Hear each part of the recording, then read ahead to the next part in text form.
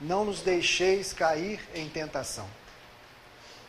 Então, os discípulos do Mestre, observando que todas as vezes que ele se distanciava para orar a Deus, todas as vezes que ele procurava se dirigir às multidões, buscava consigo a inspiração do Pai Celeste, para que as suas palavras fossem direcionadas, e assim permanecia por algum tempo em prece, buscando a inspiração acertada para aqueles corações que o procuravam, a fim de encontrar rumo certo a esse reino celestial, o qual ele se tornara o arauto desse Evangelho de Deus, porque Jesus vinha trazer notícias desse reino celestial.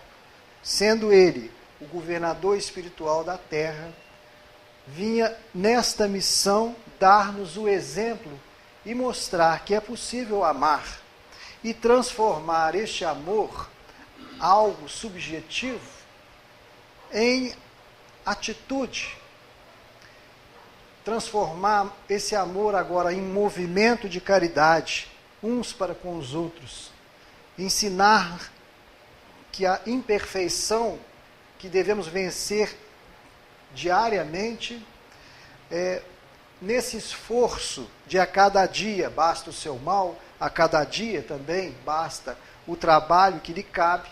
Então, assim, passo a passo, pouco a pouco, alcançaríamos esse reino de misericórdia, de paz, de luz, segundo a medida que utilizássemos para com os outros.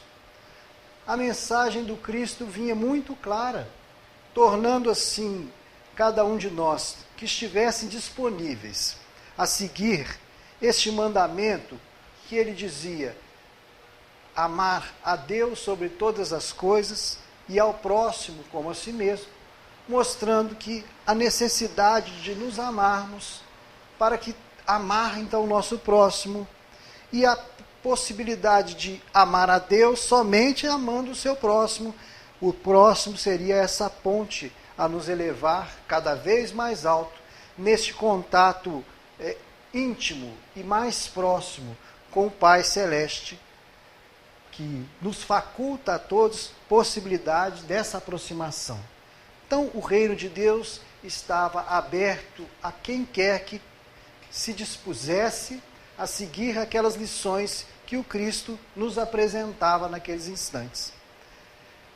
E as maravilhosas notícias desse reino vinham através de parábolas, de coisas do cotidiano, em que ele aproveitava, porque acostumados a fazer o pão, por exemplo, ele nos dizia: o reino dos céus é semelhante a uma mulher que pega um pouco de trigo, faz uma massa, põe um pouquinho de fermento e espera que aquela massa toda esteja levedada, a fim de se transforme ali em pão. Mas o que tem a ver o reino celeste com alguém fazendo pão? E esse fermento que tinha a ver com isso? Outra feita ele nos conta: o reino dos céus é semelhante a uma semente de mostarda, ou uma semente de milho plantada, surge a erva, surge a espiga, posteriormente o grão cheio dentro da espiga, mostrando-nos que a necessidade do reino dos céus iniciar dentro do nosso próprio coração, nessa possibilidade em que a natureza nos mostra uma evolução continuada.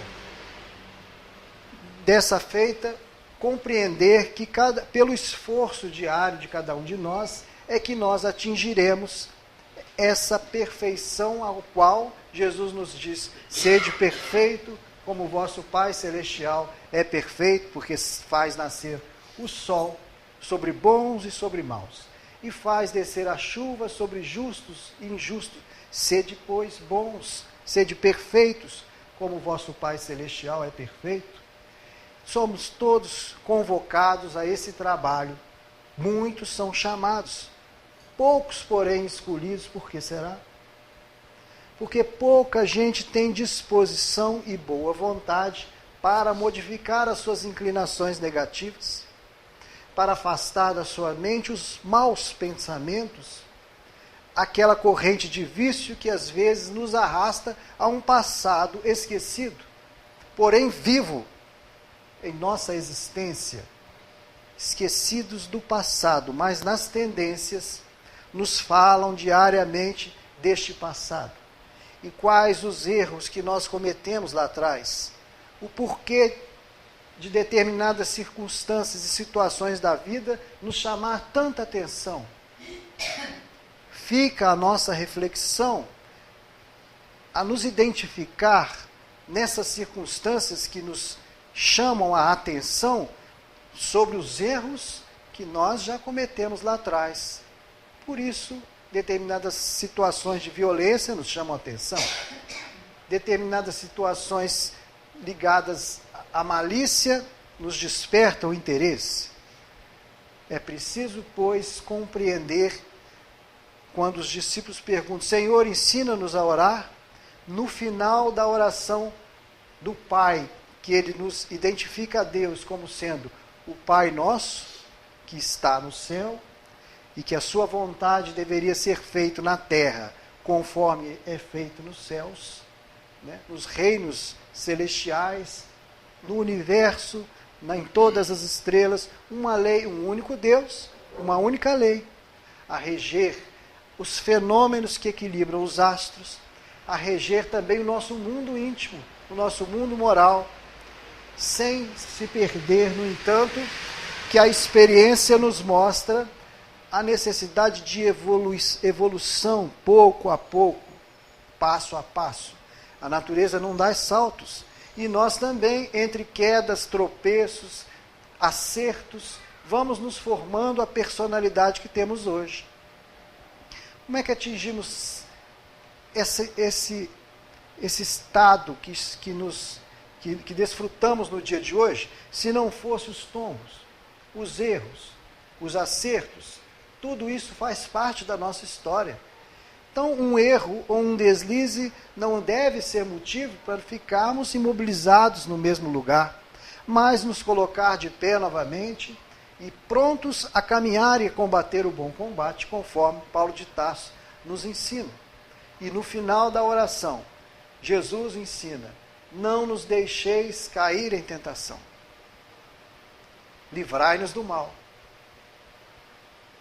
Se geralmente fazemos a oração do Pai Nosso de forma automática, sem prestar atenção no que estamos dizendo, nesta oração e em muitas das outras falas do Divino Mestre, ele vai nos revelando leis que nos regem para nos livrar do mal. Senhor, não nos deixe cair em tentação. O mal que me aflige hoje vem de uma queda no passado. O bem que me visita, as vitórias que eu conquisto, também existe uma causa. Então, estamos entreligados. Passado, vidas passadas, dia de ontem, dia de hoje, o dia de amanhã. Existe uma sequência que nos chama a essa reflexão justa, porque a cada um segundo as suas obras. Existe algo mais justo que isso? Ainda mais justo ainda, com a medida com que medides, sereis também medido, por essa mesma medida. Então, perdoai as nossas ofensas, assim como nós perdoamos a quem nos tem ofendido.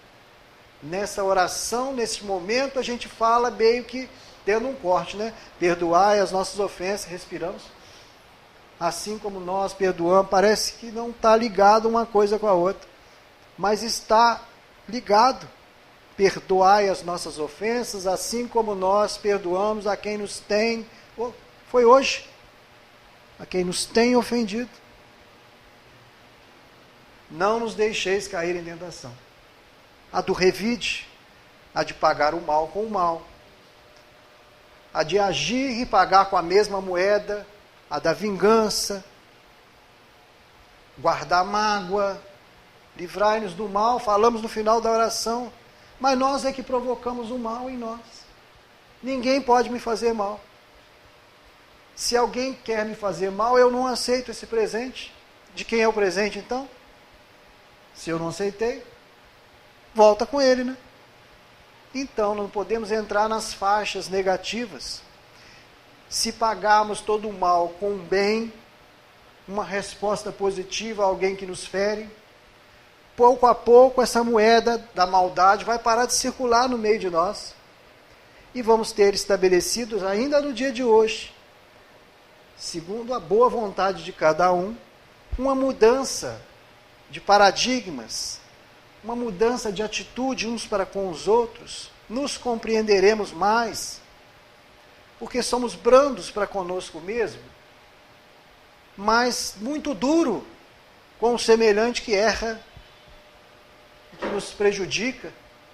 Caiu ele em tentação, percebam? Assim como ele caiu, será que nós não poderemos cair também um dia desses? Então é preciso, primeiramente, identificar o que é tentação. Né? O que vem a ser isso? A igreja pintou nas telas o adversário, Satanás, o demônio, a tentação, o tentador, mas identificar a tentação como sendo um adversário da causa do bem. Já que ninguém consegue me ferir, a não ser eu mesmo, onde mora a tentação? Onde está a tentação? Fora de nós? Dentro de nós? Diz que o pecado mora ao lado. Cuidado. Se o próximo é o caminho que nos eleva a Deus, pelo bem que fizermos a Ele, às vezes a tentação também está bem próxima. Tão próxima que está dentro de cada um de nós. Já que a tentação faz vínculo com o nosso passado. É preciso então identificar as falhas que ainda persistem em nós, os vícios que ainda carregamos, as fraquezas que podem nos levar às quedas. Quedas essas, entretanto, que não nos devem imobilizar. Temos que ter a coragem de levantar, porque uma criança só aprende a andar caindo, né? Se não cai, não anda de bicicleta, nem anda. Uma mãe não pode carregar a criança no colo até os seus 40 anos de idade. Né? Então, ela precisa aprender a caminhar com as próprias pernas. Então, as quedas vão acontecer naturalmente, mas reparem, mesmo um tropeço nos empurra para frente. É da lei que venhamos a caminhar. Preciso então identificar o que nos tira o equilíbrio. O que é tentação em nós? Qual o fruto das nossas conversas? A árvore é conhecida pelo fruto que dá. Jesus nos revela. Observemos então as nossas ações, as nossas condutas, os nossos comentários. Aqui, questões nos prendemos,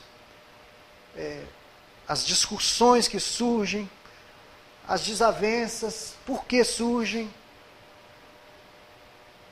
Existem mais fraqueza no homem do que maldade. As pessoas caem por fraqueza e não por maldade. Uma pessoa que vem atrair outra, caiu pela fraqueza, e não porque queria fazer o mal a outra pessoa, por isso eu fugi do meu compromisso de fidelidade para com ela. Não, é por fraqueza. Então, precisamos encontrar forças em nós mesmos, a fim de resistir a essas tentações. Já que o passado nosso, de outras vidas, encontra-se oculto por um véu. Mas as tendências nos falam desse passado.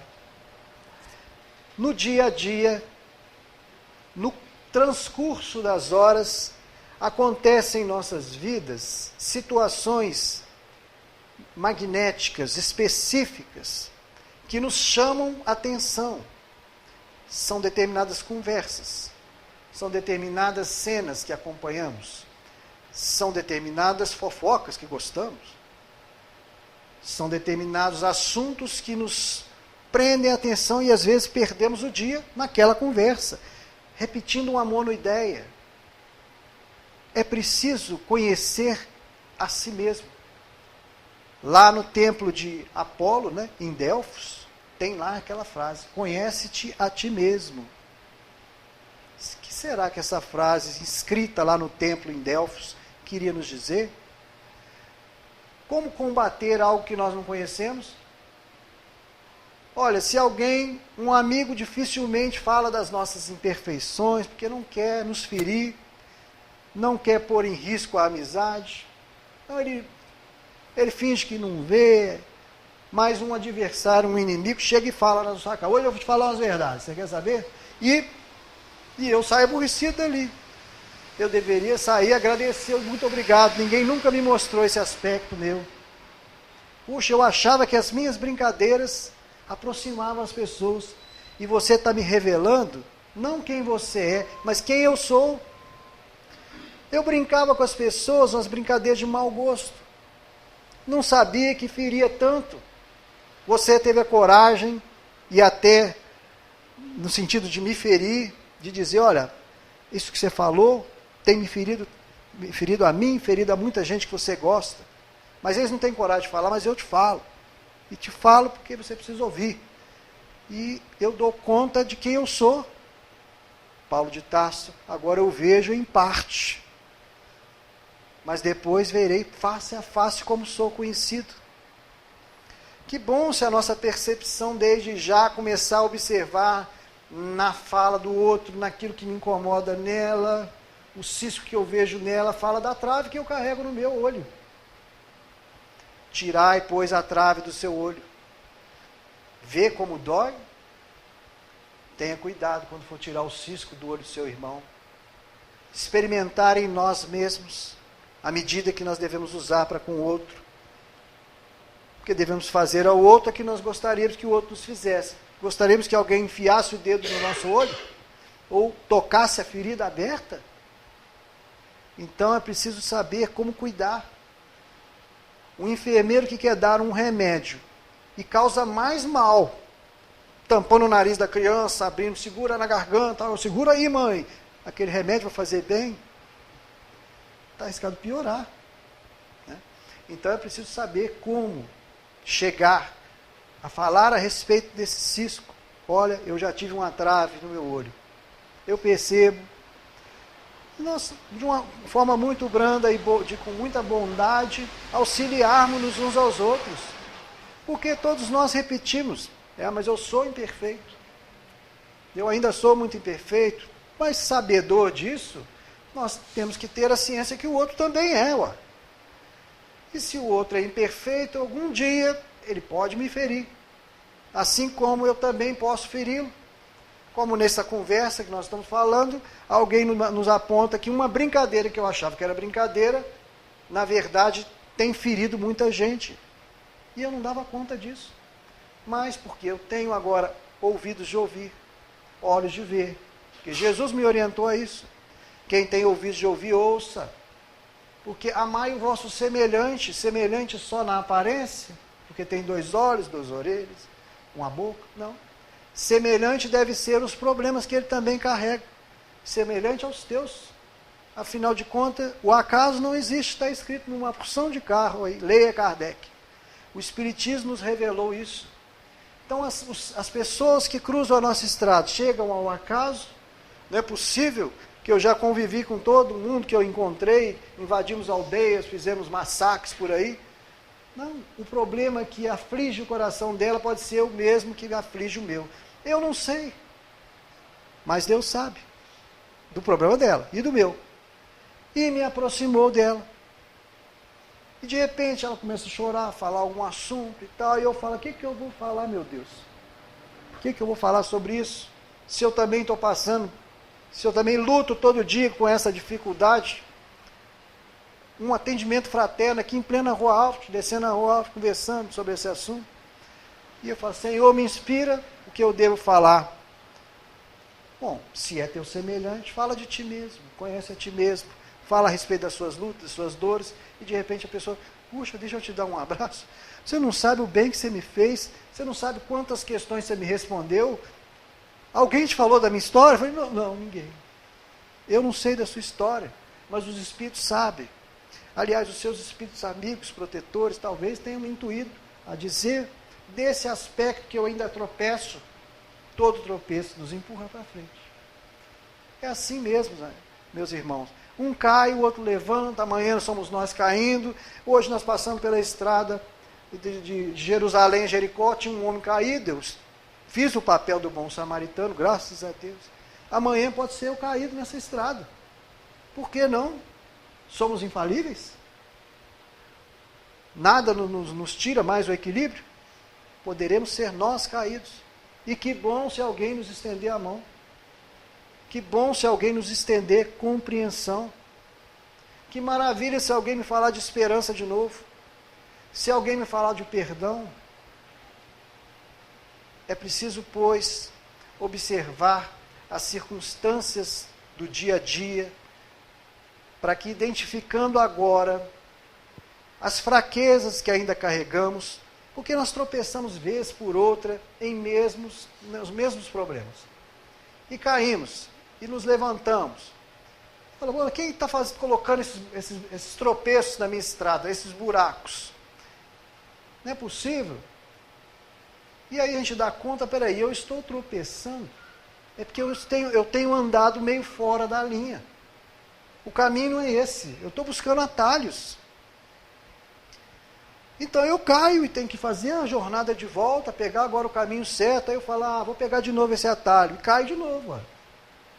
Então, é preciso ajustar o nosso GPS, né? Para andar por este caminho, de verdade, na vida. Eu sou o caminho, a verdade e a vida. Andar por onde então? Andar com Jesus. Ninguém vem ao Pai se não for através de mim. Então, se nós, por uma infelicidade, ferirmos o outro com uma palavra, tenhamos a coragem de nos aproximar e falar, olha, meu amigo, me desculpe, eu estava passando por um problema sério, eu te feri naquele dia, me perdoa. Pode ser que ele entenda, pode ser que ele diga, olha, comigo erre só uma vez, você não me procure mais, passe do outro lado da rua. Até o dia em que ele venha cair no mesmo deslize, venha ferir alguém que ele também tenha algum sentimento de afeto e sinta, puxa, por que eu não compreendi meu amigo naquela ocasião em que ele me pediu perdão? Agora estou passando pela mesma circunstância, porque a vida tem dessas coisas mesmo. Dia, noite, amanhece novamente o dia, noite, descansando, dormindo. Então, esse ciclo nos coloca novamente de frente a frente uns com os outros. Pessoas às quais nós ferimos. Deus é tão misericordioso e tão justo, que faz com que os desafetos do passado, às vezes, nos recebam no próprio lar. Para que entendamos que o amor cobre a multidão dos pecados. Se uma mãe abandonou seus filhos, tem eles novamente, e agora desprovida de um companheiro que possa lhe auxiliar na educação e no cuidado com aqueles filhos, tem que se dedicar com suor, com lágrimas, com sacrifício, para erguer de novo aquela criança a qual ela abandonou no passado. Ela não sabe. E encontra, às vezes, uma certa rebeldia e resistência nesse filho, nessa filha. E ele não compreende, mas eu não preciso compreender, Senhor. Eu sei que está tudo certo do jeito que está. Eu vou colocar em prática somente o que o Senhor me disse. O amor cobre a multidão dos pecados. Eu vou me dedicar à minha existência, em nome do amor.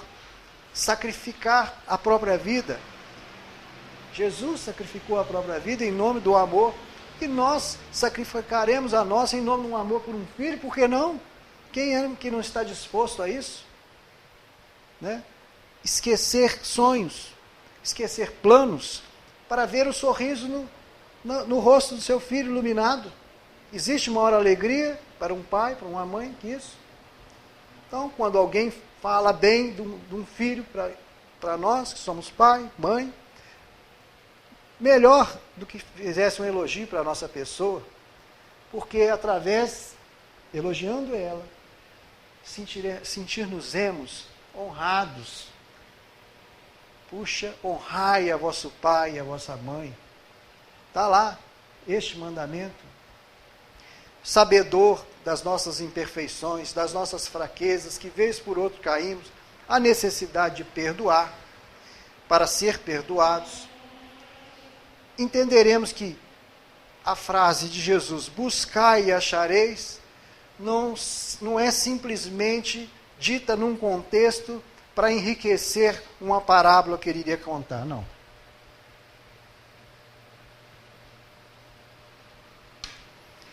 Eis aí mais uma lei.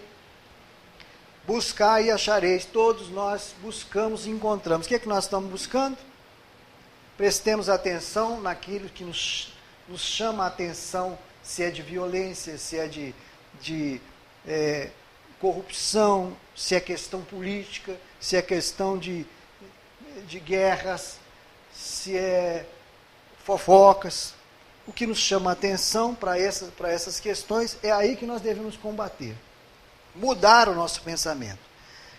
Utilizar a frase orai e vigiai, no sentido de nos alimentar com mensagens, palestras, conversações que nos edifiquem. Porque, como diz um filósofo grego, dentro de nós existem dois cachorros combatendo um ao outro. Um é bom e o outro é mau. E o discípulo pergunta, quem vai vencer? Deve ser o mal, né? Porque a gente só vê o mal prevalecendo. Não. Vencerá aquele a quem você alimentar. O que nós estamos alimentando? Vê, as circunstâncias que nos chamam a atenção no dia a dia. A gente deu um trechinho, 2 gotas do Evangelho aqui, ó. E ficamos o dia inteiro metendo pau na vida dos outros, falando mal do sei que lá, que o meu chefe é ruim, que aquele pessoa que trabalha conosco é um relapso. E aí nós vamos assim elencando defeito de todo mundo sem enxergar os nossos. Vamos identificando cisco no olho de todo mundo sem enxergar a trave. É lógico, existe uma trave, eu não enxergo.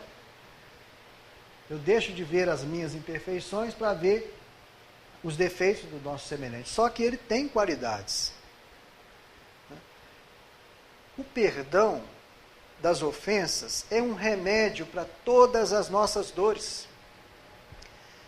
Buscai e achareis. Se buscarmos qualidades, vamos achar qualidades. Se buscarmos defeitos, o que nós vamos achar? Qualidade? Não, defeito. Então, se ficarmos atentos a pedrinhas no chão, vamos ver pedrinha pequena, pedrinha colorida, pedrinha... E vamos ver tudo enquanto é tipo de pedra no chão. Enquanto que outro vai passar aqui pisando sobre essas pedras e nem vai ver. Sabe? Então, para onde está o nosso olhar está atento. Se os seus olhos forem bons, todo o teu corpo terá luz. Mas se os seus olhos forem maus, teu corpo estará imerso em profundas trevas. E quão espessas essas trevas. Como olho bom, olho mau, como é isso? É como que a gente olha a vida.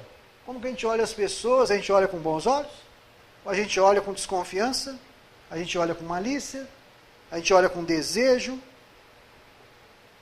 Muitas das vezes, se a tentação está dentro de nós, e caímos nessas tentações, porque o Chico tinha uma frase interessante, quando ele falava de tentação, ele dizia assim, meus irmãos, tentação é um cachorro grande correndo atrás da gente. E nós doidos que ele nos alcance. Porque a tentação remete a alguma coisa lá do passado, que foi até bom. Só que gerou sofrimento, mas a gente tem uma sensação, gostaria de experimentar de novo. Será que dessa vez eu não vou cair? Né? E aí a gente cai de novo. Mas fica sempre essa sensação de experimentar de novo. Dessa vez vai ser diferente. Não é assim quando os pais, depois de longa trajetória no tempo, querem ensinar alguma coisa a um filho, fala, filho, não vai por aí, porque isso daí não vai dar certo. Fala, mãe, isso aí aconteceu com a senhora, comigo vai ser diferente. E aí a gente tem que ter a sabedoria daquele pai que fala assim, meu filho, você quer a parte que te cabe? Entrega. Olha, estarei aqui de braços abertos.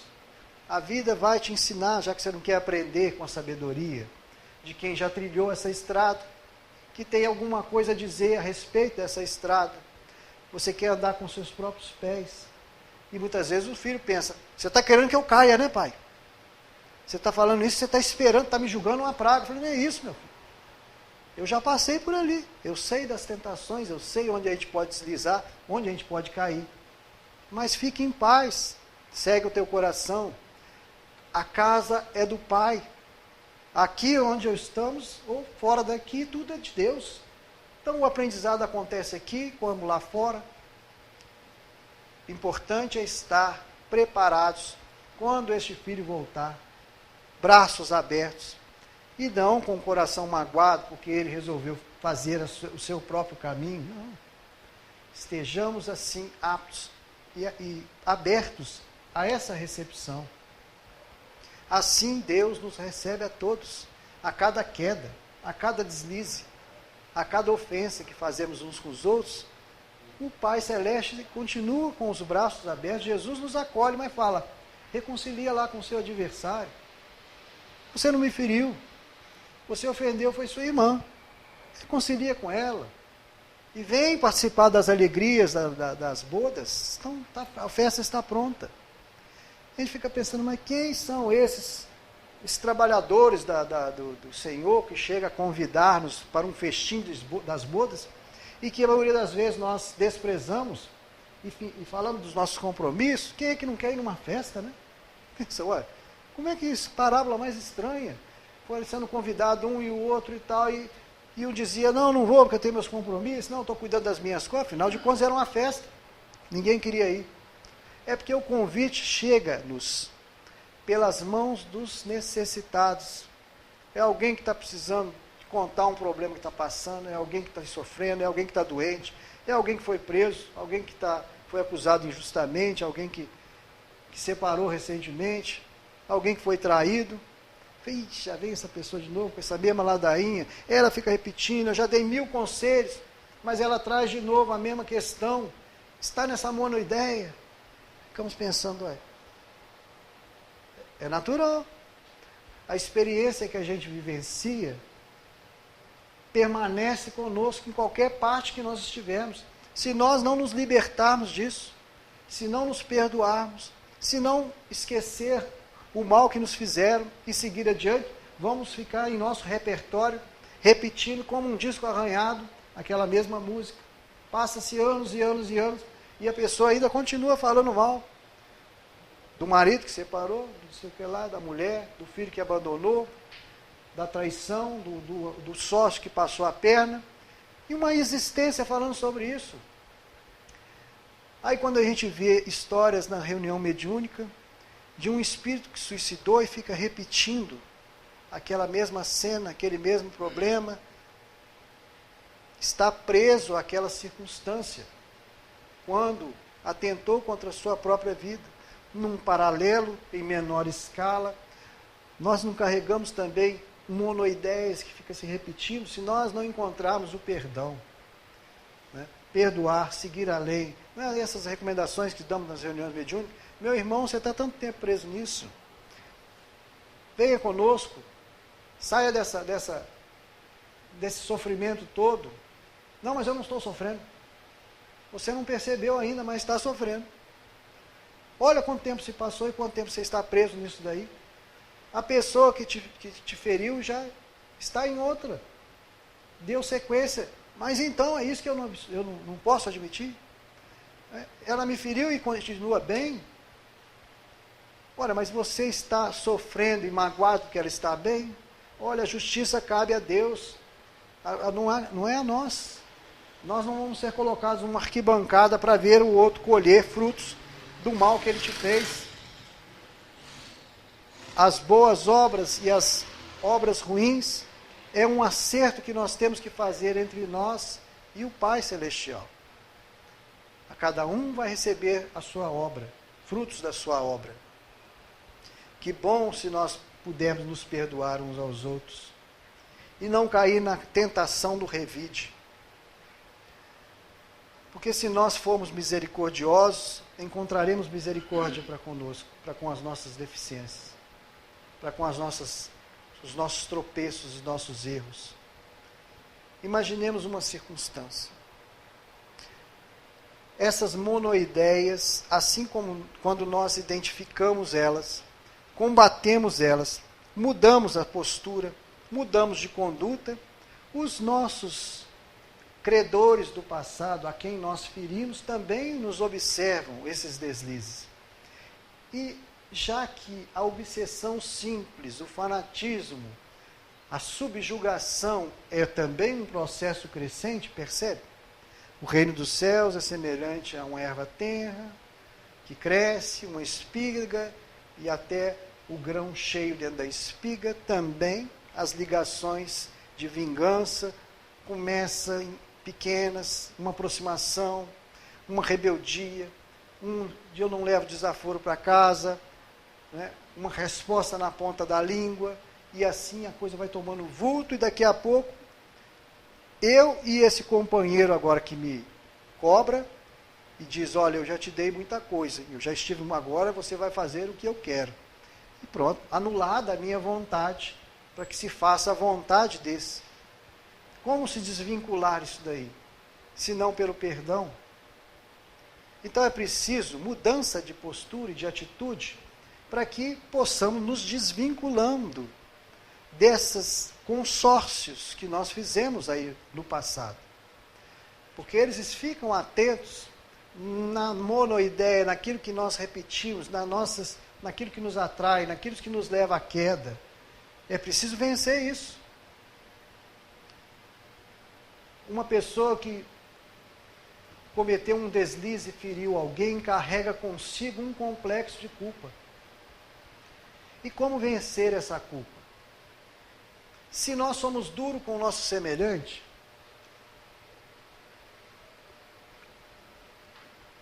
se nós não perdoamos aquele que me feriu, olha como é que é um exercício. Como que nós vamos nos perdoar quando nós cairmos na mesma tentação que ele caiu quando me feriu? Como? Se eu não perdoo ela, que é o dia que eu caí na mesma falha que ela caiu com relação a mim, como eu vou me perdoar? Aquilo que eu detestava, eu falo, não, isso para mim não tem perdão. De repente, numa fraqueza da minha parte, eis eu cometendo o mesmo delito.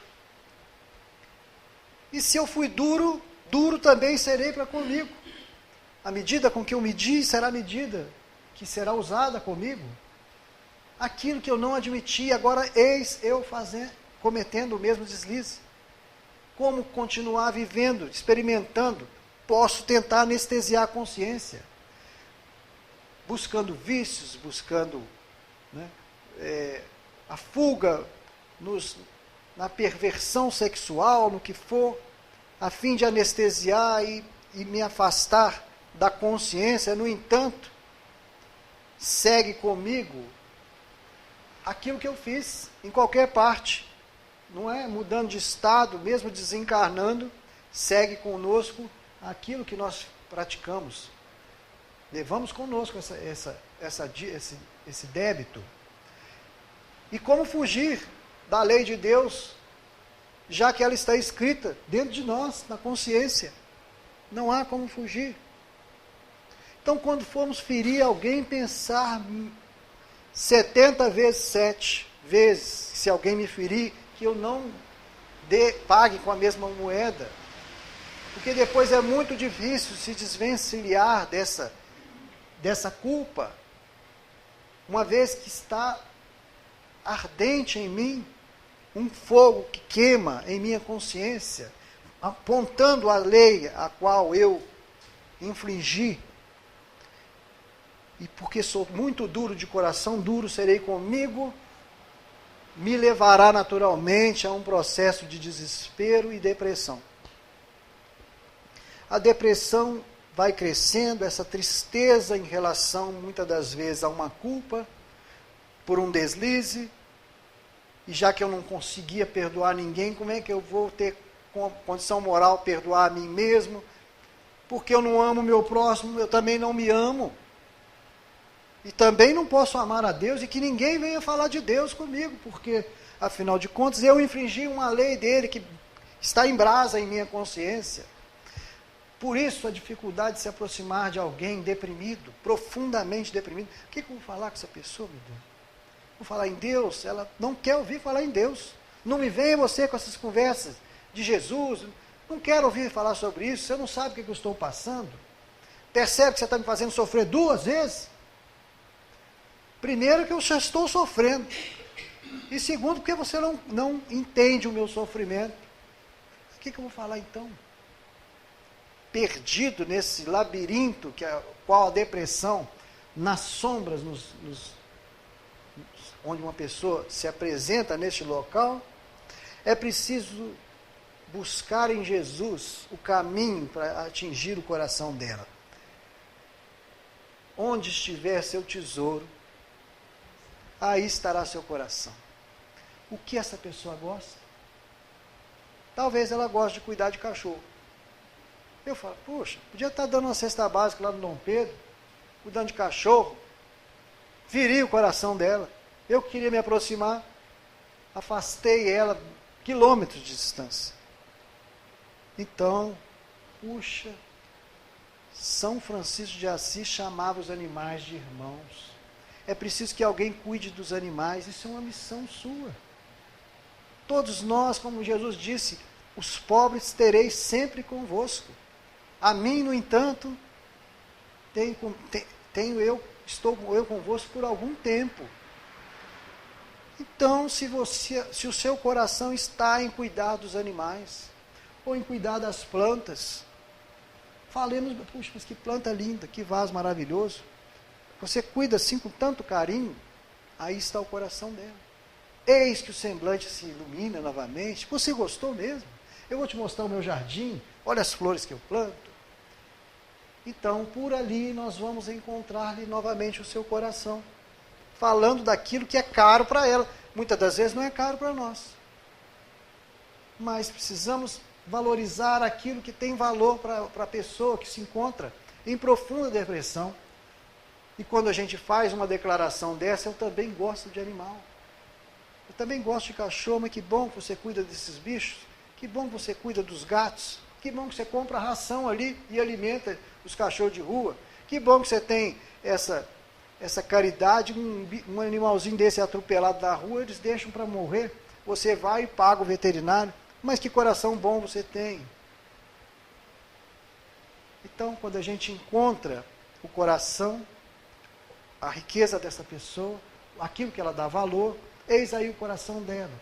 O caminho que nós conseguimos aproximar, valorizando o que tem valor para ela, nós encontraremos, de repente, alegria, ponto de inflexão, onde ela ainda tem algo que aprende nessa vida. E muitas das vezes a gente encontra, fala, você não sabe, esse jardim que eu cultivo é a única coisa que me mantém vivo. Eu não tenho mais esperança, nem nada me agrada mais nessa vida, a não ser cuidar dos bichos ou cuidar das plantas. Então, é esse o caminho e o desafio para cada um de nós. Descobrir qual o tesouro do nosso irmão. Não querer olhar para ele com as lentes que são próprias nossas, a experiência que nós temos e aquilo que nos agrada. Eu gosto de música. Eu vou falar com alguém que não gosta de música, vai ficar um assunto chato. Eu tenho que entender o que a outra pessoa gosta, para encontrar o coração dela, está ali vibrante. E dali, para iluminar toda a sua vida, o foco tem que começar dali. Nós encontraremos. E assim, muitas das vezes, tiraremos essa pessoa de um processo de profunda depressão, em razão de uma culpa, de um erro, de um deslize, de um problema que nós desconhecemos, mas Deus sabe. Nós não estamos na vida uns dos outros para ficar investigando. Por que a fulana de tal sofre tanto? Por que ela tem essa depressão? Não, estamos na vida uns dos outros para identificar o tesouro um do outro, valorizar esse tesouro um do outro, trazer Lázaro, saia do sepulcro, levantar paralíticos. Quantas pessoas paralisadas à nossa volta, às vezes dentro de casa, hein? Sem vontade de viver. Mas eu não entendo porque que ela está desse jeito. Ora, procura o tesouro dela, fala desse tesouro, levanta e anda novamente. tomar novo gosto pela vida, entender o amor cobrindo a multidão dos pecados e dos erros que nós cometemos. Daí para frente, ver, quando Jesus curava, a primeira coisa que ele dizia: tenha bom ânimo, os teus pecados estão perdoados. Ou depois de curar uma pessoa, dizer: vai e não tornes a pecar. E o pecar, naturalmente, é o cair e cometer erros. Busca ser forte. Como? Seja forte. Identifica as suas fraquezas, seja forte nesse ponto. Afasta-te desses lugares que pode te levar à queda de novo, nesse mesmo tropeço. Porque uma pessoa sem esperança, sem que ninguém a entenda mais no mundo, muitas das vezes deserta, foge da vida pelo suicídio. Nós estamos aqui. Centro de valorização da vida. Não sabemos os dramas que cada um carrega consigo, mas Deus sabe. Deus conhece o coração de cada um de nós. Jesus nos conhece pelo nome. Ele conhece as nossas lutas, as nossas aflições, e Ele continua a dizer: vinde a mim, todos vós que vos achais cansados, sobrecarregados, eu vos aliviarei. Tomai sobre vós o meu jugo, aprendei comigo que sou manso e humilde de coração. É um mestre de amor, meus irmãos. Então devemos apostar na misericórdia, ainda que o nosso perdão seja, por enquanto, da boca para fora. Como é que eu vou falar que eu perdoo, se eu não perdoei ainda? Eu não sou falso, eu não quero ser falso, eu quero ser íntegro nas minhas... Então, o dia que eu realmente perdoar de coração, aí eu dou o meu perdão. Será que esse dia vai chegar, gente? O perdão 70 vezes 7. Agora nós já sabemos de cabeça, né? Mas antigamente a gente aprendia a contar os pauzinhos, né? Aí, 7, 7, 7, 7, 70. Aí eu conto, aí eu vou encontrar essa conta. Então, o perdão ainda não está tão assim puro em nosso coração, mas lembremos-nos, o reino dos céus começa de pouco em pouco. A gente vai, conversa de novo, sorri de novo, dá mais uma oportunidade. Isso já é perdão ou não? Respeita a opinião, não entra em contenda à toa, porque o nosso verbo é luz. E a luz se apaga, uma chama de vela pode iluminar quilômetros de trevas, e muita gente vem através daquela luminosidade. Mas se essa luz, se essa chama entrar em contenda, um leve sopro de vento apaga. Então o nosso verbo tem que ser para iluminar a quem estiver necessitando. Mas muitas das pessoas vão querer ouvir a nossa palavra para iniciar uma discussão, fugir dela. Fugir dessa discussão. Meu amigo, vai com Deus, que Deus te abençoe nos seus propósitos, nos seus ideais. A natureza não dá salto, mas as árvores crescem. Então, meus amigos, para que a gente possa compreender essa mensagem, para nos livrar do mal, é preciso estar em oração e vigilância, para não cairmos nas tentações, essas mesmas que estão intrinsecamente dentro de nós. Por isso os Espíritos falam, conhecereis o verdadeiro Espírita pelo esforço que ele faz por vencer as suas más tendências, as suas más inclinações. É nesse esforço que nós vamos caminhando. E aqueles que ainda não conseguiram perdoar, vamos fazer o exercício diário. A compaixão há de tomar os nossos corações. E pouco a pouco nós vamos percebendo que as pessoas mudam, assim como nós mudamos. E que nós estamos no mundo para nos auxiliar mutuamente uns aos outros. Eu gostaria, antes de terminar, fazer a leitura de uma mensagem. Eu gostaria de ler porque é tão linda essa mensagem, eu posso me perder se eu for declamar. E hoje nós tivemos uma notícia lá no meu serviço que um companheiro suicidou. Né? Então, essa mensagem que eu vou ler aqui, da psicografia do Chico, que chegue até ele onde estiver, para que ele entenda que ao lado do Departamento da Justiça de Deus, existe também o da Misericórdia. Depois de ter passado muito tempo sobre os quadros sombrios da crucificação no Calvário, Judas, o traidor do Cristo, agora cego no além, estava solitário e profundamente triste. Era triste também a paisagem, o céu se mostrava nevoento. Cansado de remorso e sofrimento, sentou-se e as lágrimas brotaram quente de seus olhos melancólicos. Naquele instante, nobre mulher, vinda de planos superiores, envolta em celestes esplendores, que ele quase nem sequer conseguia perceber, chega e afaga-lhe a cabeça do infeliz. Em seguida, num tom de carinho profundo, quase em uma oração, ela diz: meu filho, por que choras? Por acaso não sabes? Responde o interpelado, claramente transtornado. Sou um morto-vivo.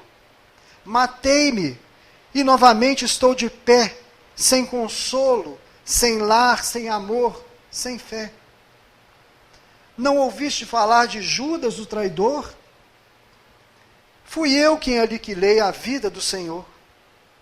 A princípio, julguei poder fazê-lo rei, mas apenas lhe impus sacrifício, martírio, sangue, cruz. E em flagelo e aflição, eis que a minha vida se reduz agora, nobre senhora. Afasta-se de mim, deixa-me padecer nesse inferno sem fim. Nada me perguntes, retira-te, pois nada sabes do remorso que me agita. Nunca penetrastes minha infinita dor, assunto que lastino unicamente meu. No entanto, a nobre dama calma respondeu: meu filho, eu sei que sofres, eu sei que lutas, sei a dor que te causa remorso, que te escuta. Venho apenas falar-te que Deus é sempre amor em toda parte. E acrescentou serena: a bondade do céu jamais condena. Venho como mãe buscando um filho amado. Sofre com paciência a dor e a prova. Terás em breve uma existência nova. Não te sintas sozinho ou desprezado. Judas interrompeu e bradou rude e irritado: mãe? Não quero ouvir falar de mãe. Depois de me enforcar num galho de figueira, para acordar na dor, sem poder fugir à verdadeira vida, fui procurar o consolo nos braços da minha mãe. A minha pobre mãe teve medo dos meus sofrimentos e expulsou-me depressa. Por favor, não me fales de mães, nem me fales de amor. Sou apenas um solitário e sofredor. Ainda assim, disse a dama docemente: por mais que me recuses, não me altero. Eu te amo, meu filho.